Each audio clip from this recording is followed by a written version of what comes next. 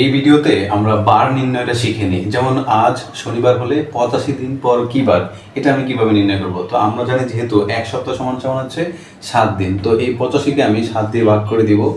So এখানে যদি আমি 85কে ভাগ করি, 7কে 7, এখানে 1 থাকে, এখানে হচ্ছে 15, এরপর হচ্ছে 7 দুগুণা 14, এখানে থাকে 1। সো এখন মনে রাখতে হবে এইখানে যে শনিবারটা বলা আছে বাক্সের, যেটা হচ্ছে আমার এই বাক্সেসটাকে সবসময় প্রাধান্য দিতে হবে। তো শনিবারের সাথে 1 যোগ করে দিলে কত হবে আমার? রবিবার। তাহলে আজকে যদি শনিবার হয় তাহলে 85 দিন পরে কি হবে? রবিবার হবে। উত্তর হবে রবিবার।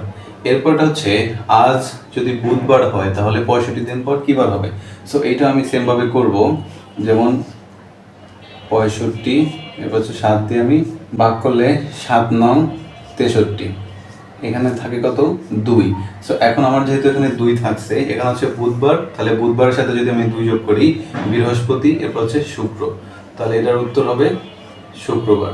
সো এরপর এটা হচ্ছে আজ মঙ্গলবার হলে 36 দিন পর কি বার হবে? এখন আমি 7 দিয়ে 36কে ভাগ করব, তাহলে 5 7 হচ্ছে 35।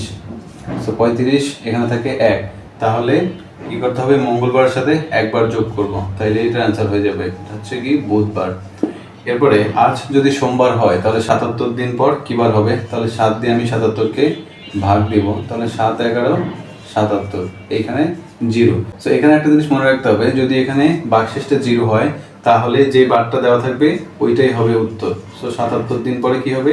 সোমবারই থাকবে।